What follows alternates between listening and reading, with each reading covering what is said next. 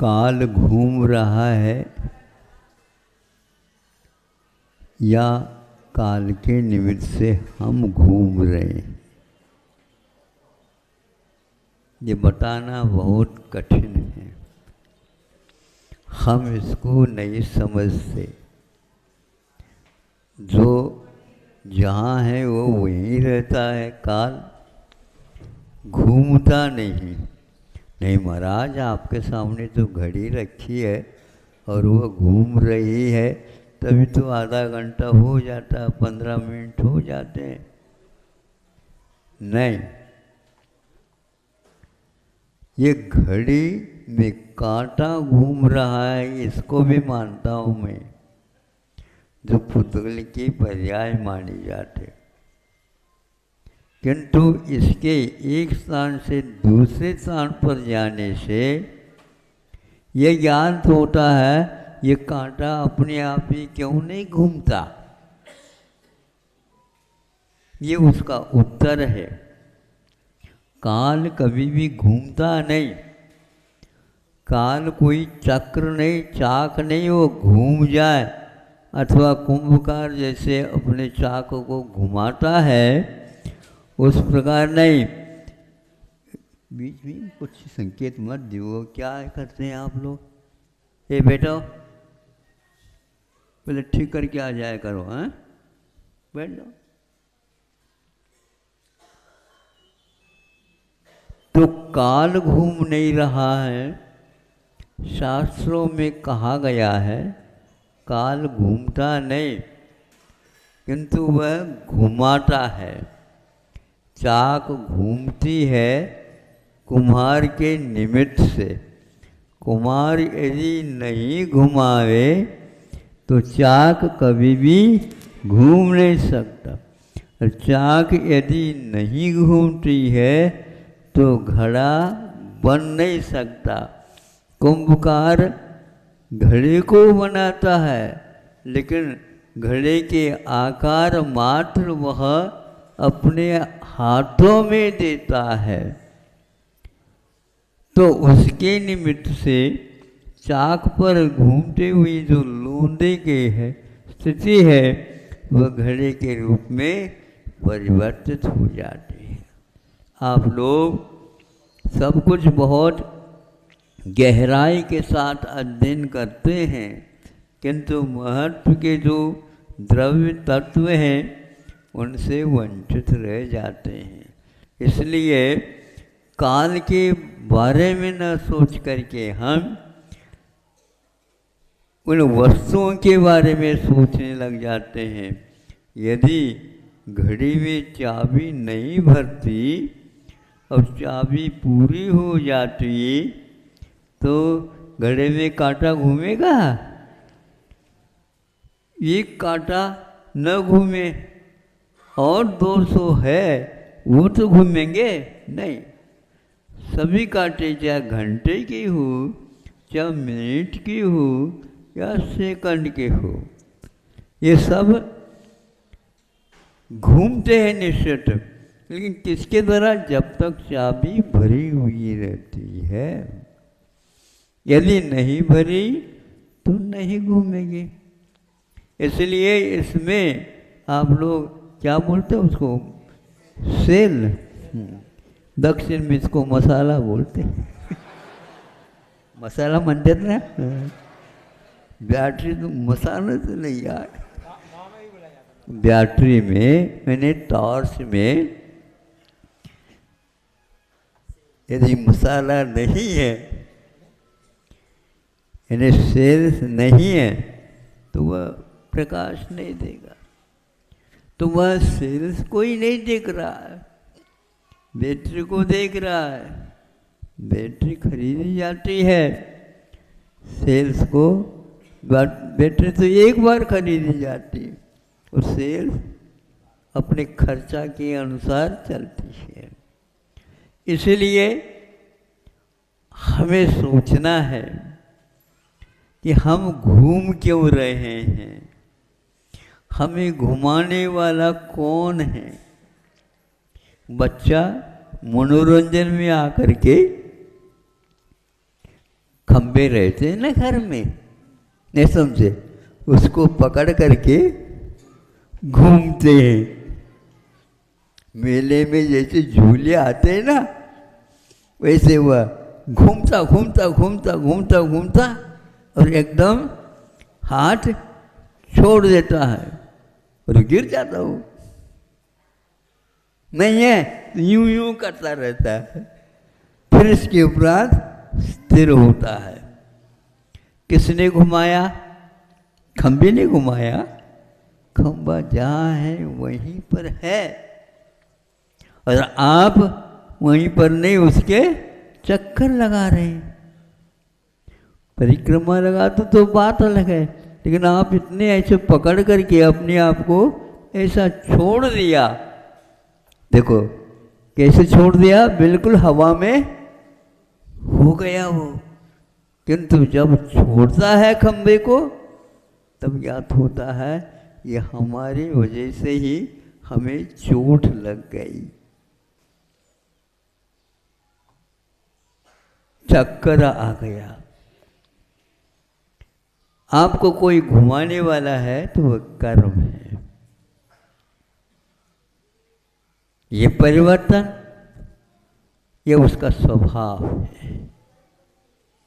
कर्म स्थिर नहीं रह सकता, उसकी स्थिति के अनुसार वह काम करता रहता है। उसके ऊपर जिसका श्रद्धान होता है, वह मुझे घुमा रहा है। आप तो घुमाते हो मुझे आपके साथ रहना है नहीं, होता है ना। वकील लोग केस को और घुमा देते, वकील लोग केस को और घुमा, उनके हाथ में है वो।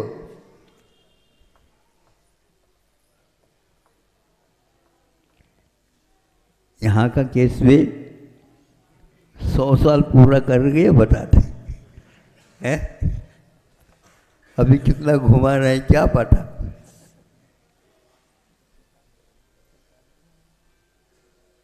तो वह घुमाने वाला कर्म होता है, उस कर्म के अनुसार ही आपको आना जाना बैठना उठना आदि सब कुछ करना है। कब तक करोगे? जब तक कर्म है।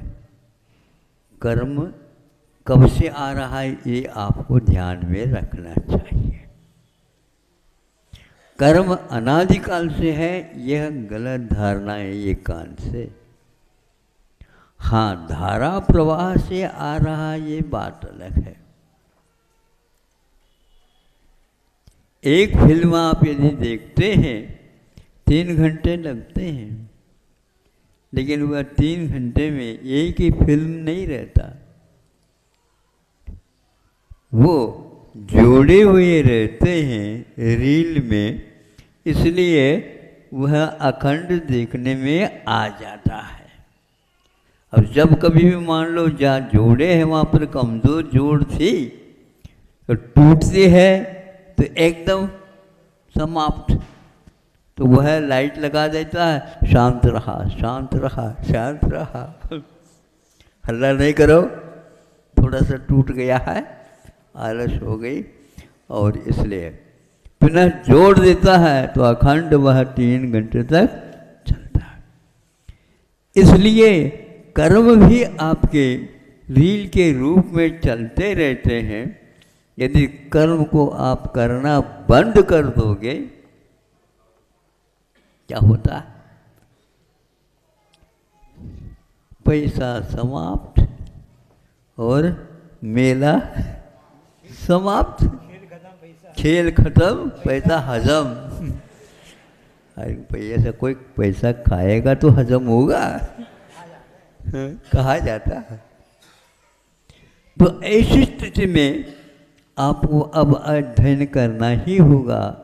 यह हमने खंबे के सहारा लेकर के घूमना, अपने आप को घुमाना चालू किया, इसको बंद कर दिया जा सकता है। इसको पुराण ग्रंथों में ये कहा गया है बीज वृक्ष परंपरा।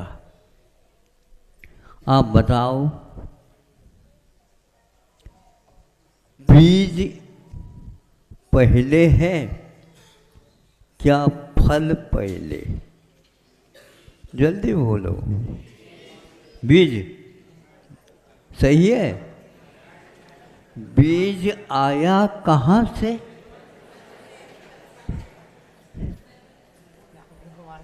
हाँ?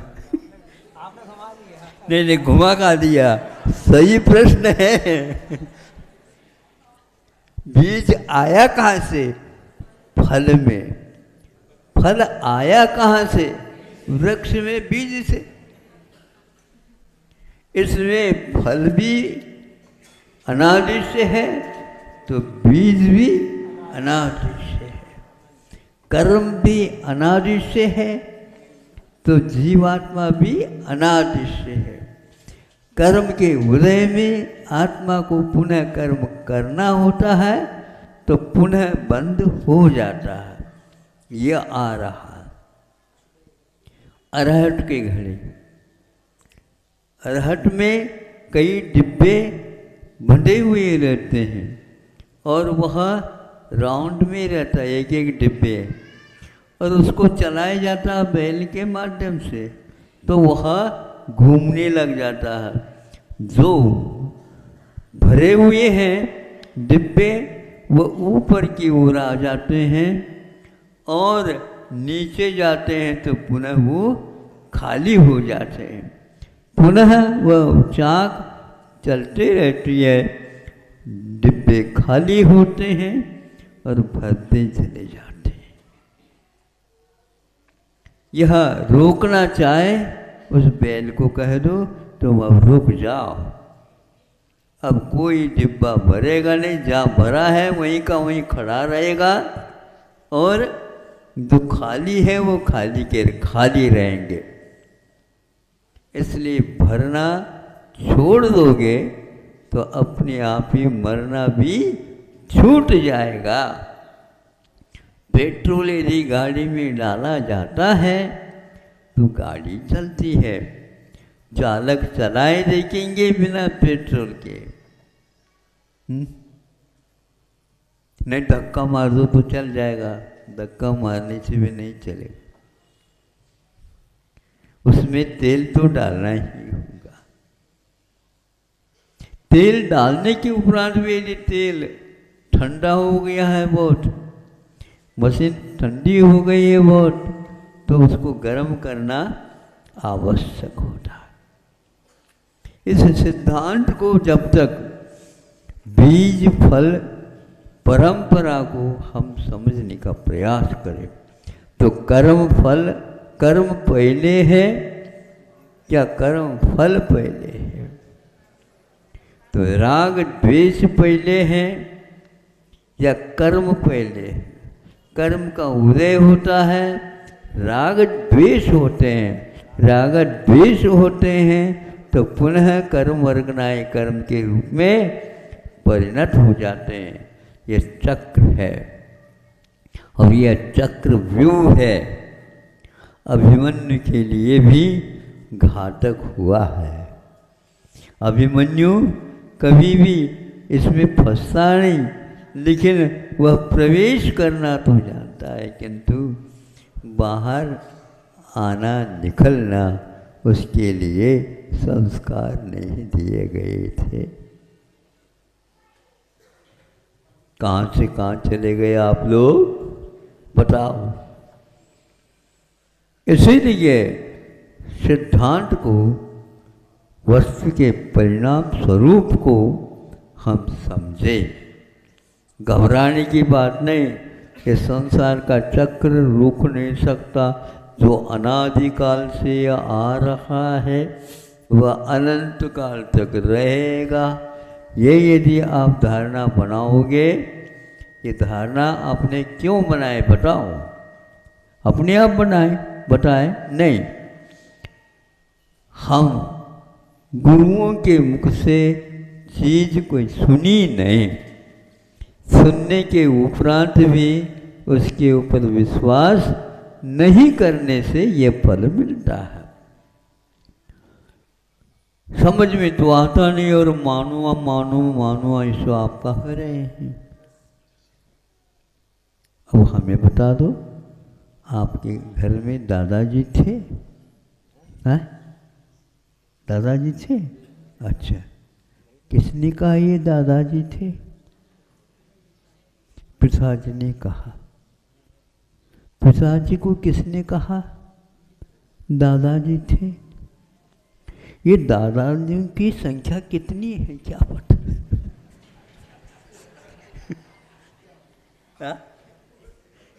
एक पिताजी से पहले दादाजी थे, उनसे पहले और दादाजी थे, उनसे पहले और दादाजी थे।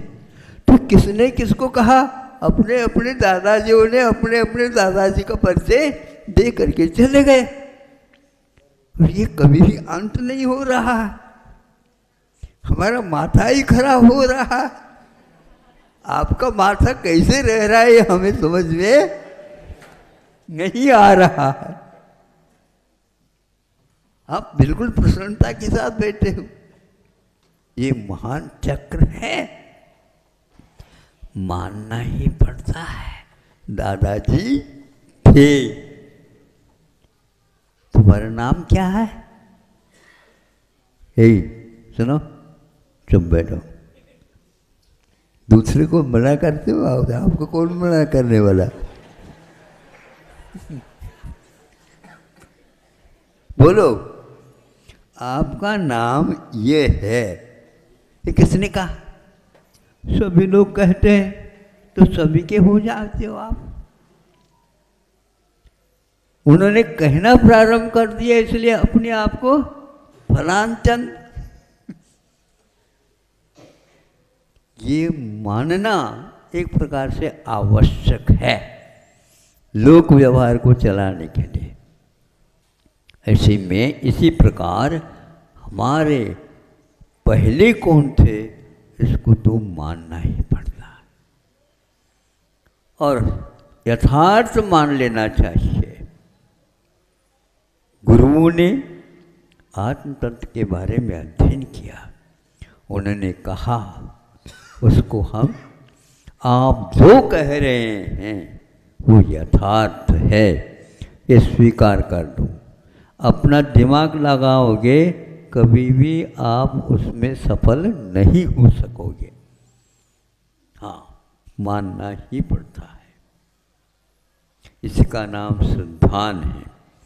कर्म के द्वारा ही यह फल मिल रहा है, यह अपने को मानना है। और यह कर्म क्यों फलता है? तो राग द्वेष करने से फलता है। आप यदि कर्मों से मुक्त होना चाहते हो, शरीर से मुक्त होना चाहते हो, तो विश्वास रखो मूल कारण क्या है। इन दोनों को मानेंगे तो आपका बहुत जल्दी सवाल, जिसको बोलते हैं शंका, समाधान हो जाता है। नहीं तो आपको समाधान देने वाला संसार में कोई भी नहीं है। गुरु लोग भी ज़्यादा आपको बाध्य नहीं कर सकते हैं। बच्चा जब आपके अनुसार 7-8 साल का हो जाता है तो उसको आप कह देते हैं बेटा विद्यालय जा। हम नहीं जाएंगे, जबरदस्ती जाओ। एक दिन करोगे जबरदस्ती, 2 दिन करोगे जबरदस्ती, तीसरे दिन वह 4-5 घंटे विलंब करके आता। तब तक आपको मालूम पड़ जाता बेटा ही नहीं आया आज। तो विद्यालय जाओ ऐसा कहा तो वह उठ गया, विद्यालय में बैठ जाएगा, आएगा ही नहीं वो वापस। आपको जाना पड़ेगा विद्यालय। अब जबरदस्ती आप किसी को नहीं कर सकते। बाध्य करके यह मान्यता आप उसको दे नहीं सकते। यह उसी के ऊपर आधारित है। इसलिए ऐसे संस्कार डाल दो जिसके द्वारा आपको आप जो बताते हैं उसको वह स्वीकार कर ले। नहीं है तो भगवान के द्वारा भी किसी को सम्यक दृष्टि नहीं बनाया जा सकता। हमारे भगवान है, हमने खरीदा है, और अब भगवान खरीदने में आते हैं क्या? बिकते हैं भगवान। आज लगभग यही हो रहा। ये हमारे भगवान है, ये तुम्हारे भगवान, किसी के नहीं है। भगवान भगवान के हैं। नहीं हंसो नहीं, ये बिल्कुल फैक्ट है। आपने यदि खरीदा तो किसके लिए खरीदा? श्रद्धान को मजबूत बनाने के लिए। अभी भी वही रट रहे हो आप, हमने खरीदी, हमने खरीदी, ये हमारी है, ये हमारी है, ये हमारी। कोई किसी का नहीं होता। बाद में पश्चाताप करने की अपेक्षा से पहले से सुधारो। नहीं सुधरोगे तो कोई दादाजी वापस आकर के नाती को समझाएगा नहीं है। आप उसकी प्रतीक्षा में हो क्या? इसको छोड़ दो, आप बंद कर दो। जो गया है वो अपने आप में रमने लगा है, इधर देखता तक नहीं हो। और आप अभी भी उसके दिवस गिन रहे हैं।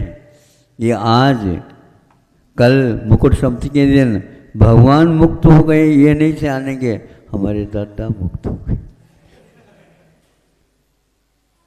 दादाजी की पुण्यतिथि है, पुण्यतिथि तो मनाएंगे, लेकिन मुकुट सप्तमी नहीं मनाएंगे। हाँ हाँ, दीक्षा कल्याणक है। हाँ, लेकिन भगवान के बारे में नहीं सोचेंगे, नहीं समझे? हाँ, जन्म कल्याण सब आएंगे।